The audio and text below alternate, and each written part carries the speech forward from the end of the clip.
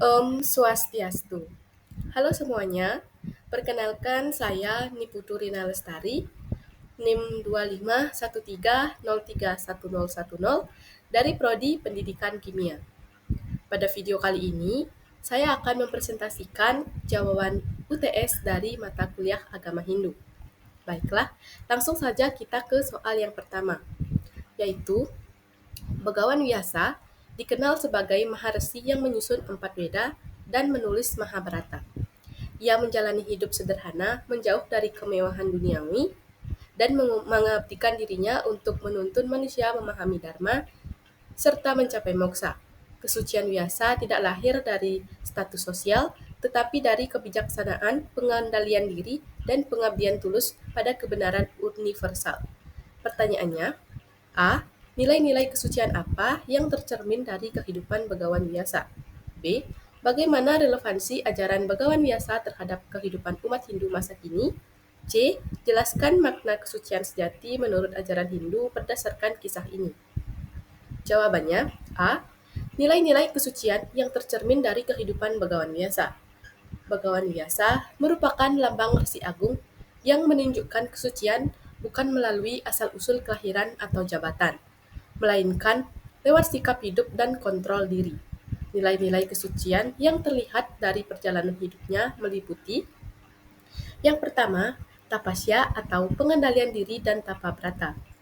Ia hidup dengan cara sederhana, menghindari kesenangan duniawi, serta fokus pada tapa dan meditasi untuk membersihkan pikiran dan jiwa.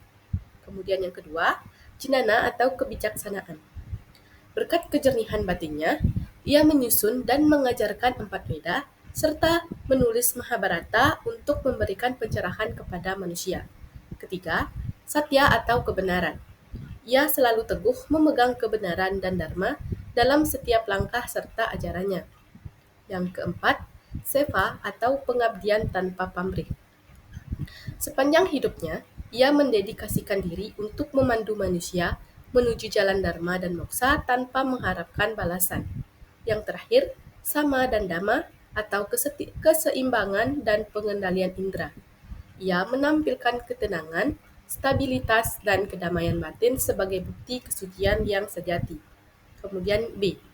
Relevansi ajaran Begawan Vyasa terhadap kehidupan umat Hindu masa kini. Ajaran dan teladan Begawan Vyasa masih sangat berarti di zaman modern. Yang pertama, menekankan pentingnya pengetahuan spiritual di tengah kemajuan duniawi.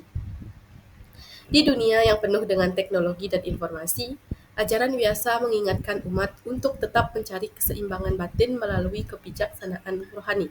Kedua, pengendalian diri dan kesederhanaan.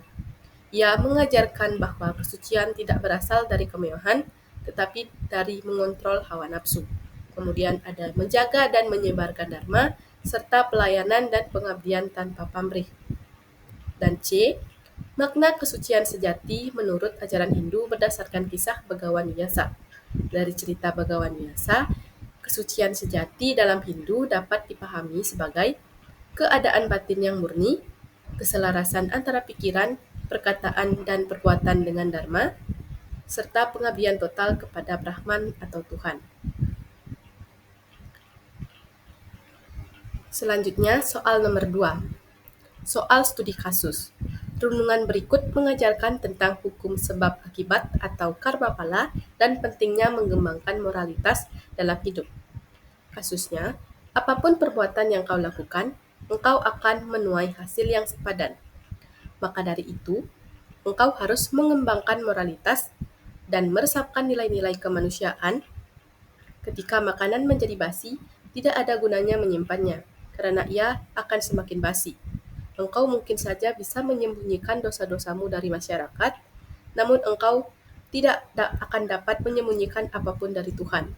Pertanyaan, ceritakan satu pengalaman pribadi yang pernah kamu alami yang mencerminkan makna dari renungan di atas, serta jelaskan nilai moral dan ajaran Hindu yang dapat kamu pelajari darinya. Jawabannya, suatu ketika saya pernah berbohong kepada teman tentang alasan tidak datang ke acara mereka. Awalnya saya merasa aman karena teman-teman tidak tahu kebenarannya, Namun akhirnya kebohongan itu terbongkar dan saya merasa malu serta kehilangan kepercayaan mereka. Dari pengalaman itu saya belajar tentang hukum karma pala bahwa setiap perbuatan baik atau buruk akan berbuah sesuai dengan yang kita lakukan. Nilai moral yang saya pelajari adalah kejujuran serta ajaran Hindu tentang pentingnya berbuat dharma atau kebenaran agar hidup menjadi harmonis dan damai. Selanjutnya, soal nomor 3. Yoga berarti penyatuan, yang bermakna penyatuan dengan alam, atau penyatuan dengan Sang Pencipta. Yoga merupakan salah satu dari 6 ajaran dalam filsafat Hindu yang menitik beratkan pada aktivitas meditasi atau tapa di mana seseorang memusatkan seluruh pikiran untuk mengontrol panca inderanya dan tubuhnya secara keseluruhan. Jelaskan dan beri contoh tahap-tahap Astanga Yoga. Astanga Yoga terdiri dari 8 tahap untuk mencapai penyatuan dengan Sang Pencipta, yaitu tahap yang pertama, Yama, yang berarti pengendalian diri dari perbuatan buruk.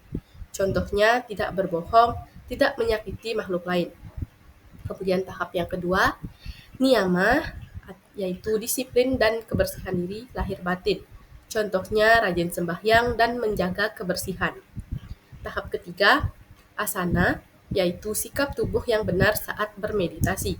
Contohnya duduk bersila dengan tenang dan tegak. Kemudian tahap 4, pranayama, yaitu pengaturan nafas untuk menenangkan pikiran. Contohnya menarik dan menghembuskan nafas perlahan dengan sadar. Tahap kelima, pratyahara, yaitu mengendalikan panca indera dari godaan luar.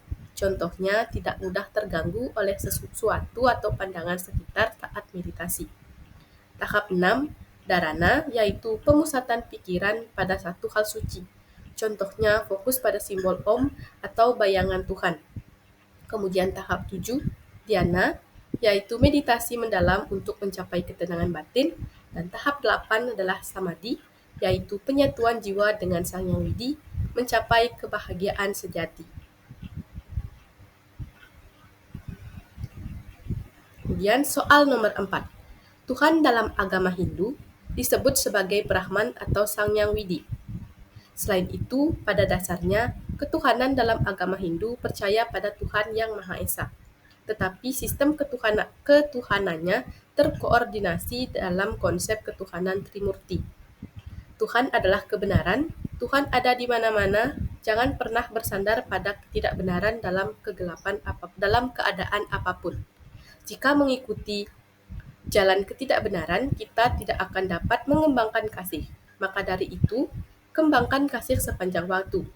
Berilah contoh dalam kehidupan sehari-hari bagaimana mengembangkan kasih dengan mengikuti kebenaran. Jawabannya, contoh mengembangkan kasih dengan mengikuti kebenaran dalam kehidupan sehari-hari adalah menolong teman yang kesulitan tanpa pamrih, seperti membantu teman belajar dengan jujur tanpa mencontek. Tindakan itu mencerminkan kasih dan dharma atau kebenaran karena dilakukan dengan niat tulus serta tidak merugikan orang lain. Dengan berbuat sesuai kebenaran, kita menumbuhkan kasih dan mendekatkan diri pada Sang Yang Widi. Soal yang kelima, berikan contoh pengalaman hidup yang pernah kamu alami yang ada hubungannya dengan renungan berikut. Apapun perbuatan yang kau lakukan, engkau akan menuai hasil yang sepadan. Maka dari itu, engkau harus mengembangkan moralitas dan meresapkan nilai-nilai kemanusiaan. Ketika makanan menjadi basi, tidak ada gunanya menyimpan makanan tersebut, karena ia akan menjadi semakin basi. Engkau mungkin saja bisa menyembunyikan dosa-dosamu dari masyarakat, namun engkau tidak akan dapat menyembunyikan apapun dari Tuhan. Jawabannya adalah, saya pernah marah dan berkata kasar kepada adik saya hanya karena hal sepele. Setelah itu, adik saya menjadi sedih dan tidak mau berbicara dengan saya. Saya merasa bersalah dan akhirnya meminta maaf. Dari pengalaman itu, saya belajar bahwa perbuatan buruk akan membawa akibat buruk pula, dan penting untuk mengendalikan emosi serta mengembangkan kasih sayang. Ajaran ini mengingatkan saya bahwa Tuhan selalu mengetahui setiap tindakan kita, sehingga kita harus selalu berbuat baik dan menjaga moralitas. Selanjutnya, soal nomor 6. Sebelum meditasi, cucilah muka, tangan, serta kaki atau Anda mandi untuk membersihkan badan dari kotoran sekaligus membuat badan menjadi segar. Duduklah dengan memakai alas dari kain, tikar atau selimut, posisi punggung tegak lurus, dan tangan diletakkan di pangkuan dalam posisi rileks. Pejamkan mata serta tenangkan pikiran beberapa detik. Setelah itu ucapkan mantra. Pertanyaannya, jelaskan masing-masing tahap berikut. Kemudian, jawaban. Menjelaskan masing-masing tahap. Yang pertama, mencuci muka, tangan, kaki atau mandi, yakni membersihkan diri dari kotoran jasmani agar tubuh segar dan siap bermeditasi. 2. Duduk di atas alas. Menjaga kenyamanan dan kesucian tempat meditasi. Ketiga, posisi punggung tegak lurus dan tangan rileks, yakni membantu aliran napas dan energi berjalan lancar. Keempat, memejamkan mata dan menenangkan pikiran, yakni menghilangkan gangguan dari luar serta memusatkan perhatian ke dalam diri. Yang terakhir, mengucapkan mantra, yakni menyucikan pikiran dan menghubungkan diri dengan Sang Yang Widi agar meditasi menjadi lebih khusyuk. Soal nomor 7. Agama Hindu mengenal adanya Dasa Awatara yang sangat terkenal di antara awatara-awatara lainnya. Dasa Awatara adalah 10 awatara yang diyakini sebagai penjelmaan material Dewa Wisnu dalam misi menyelamatkan dunia. Dari 10 awatara, 9 di antaranya diyakini sudah pernah menyelamatkan dunia, sedangkan 1 di antaranya, awatara terakhir atau Kalki Awatara, masih menunggu waktu yang tepat, konon pada akhir Kali Yuga, untuk turun ke dunia. Kisah-kisah awatara tersebut terangkum dalam sebuah kitab yang disebut Purana. Mengapa awatara itu turun ke dunia dominan dari Dewa Wisnu? Jelaskan dalam kehidupan sehari-hari Anda dapat berperan seperti layaknya awatara. Awatara yang turun ke dunia dominan dari Dewa Wisnu karena Wisnu berperan sebagai dewa pemelihara dan pelindung alam semesta, yang turun ke dunia setiap kali dharma atau kebenaran melemah dan adharma atau kejahatan meningkat. Dalam kehidupan sehari-hari, saya dapat berperan seperti awatara dengan menjaga kebenaran, menolong sesama, melindungi yang lemah, dan berbuat baik kepada semua makhluk, sehingga turut menjaga keharmonisan dan kedamaian sekitar saya. Kemudian soal nomor 8. Ide Sang Yang Widiwasa bersifat wiyapi wiyapaka ada di mana-mana. Jelaskan bagaimana Anda dapat membuktikan bahwa Tuhan itu ada di mana-mana. Jawaban nomor 8. Saya dapat membuktikan bahwa Tuhan ada di mana-mana melalui kehadirannya dalam alam semesta dan kehidupan sehari-hari. Contohnya, Tuhan ada dalam udara yang kita hirup, matahari yang memberi cahaya, air yang memberi kehidupan, serta kasih dan kebaikan dalam hati manusia. Semua itu menunjukkan bahwa ide Sang Yang Widiwasa meliputi segala sesuatu yang mengatur kehidupan dengan sempurna. Selanjutnya, soal nomor 9. Berilah contoh dalam kehidupan sehari-hari bagaimana mengembangkan kasih dengan mengikuti kebenaran dari hukum karma pala. Jawaban nomor 9. Contoh dalam kehidupan sehari-hari mengembangkan kasih dengan mengikuti kebenaran dari hukum karma pala adalah ketika melihat tetangga mengalami kesulitan. Saya membantu dengan niat tulus, misalnya membantu membersihkan rumah karena terkena bencana atau memberi makanan tanpa pamrih. Tindakan itu dilakukan dengan niat baik dan jujur, bukan untuk dipuji. Dari situ saya belajar bahwa kasih yang didasari kebenaran akan menumbuhkan karma baik, membawa kedamaian bagi diri sendiri dan orang lain. Selanjutnya, soal nomor 10. Yoga dan meditasi adalah salah satu cara untuk kita bisa mendapatkan ketenangan jiwa, perasaan damai, dan bisa melepaskan kita dari rasa stres. Yoga dan meditasi bisa dilakukan oleh semua agama, bukan cuma untuk pemeluk agama Hindu. Karena sebenarnya yang dilakukan pada saat kita melakukan meditasi yoga adalah menenangkan pikiran, pemusatan pikiran, dan pengaturan napas.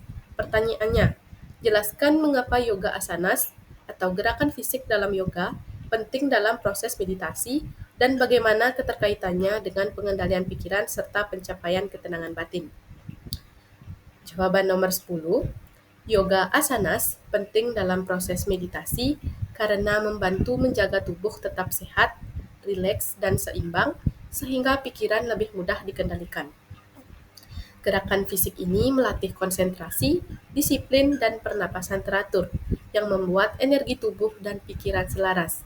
Dengan tubuh yang tenang dan napas teratur, pikiran menjadi lebih fokus sehingga lebih mudah mencapai ketenangan batin dan jiwa.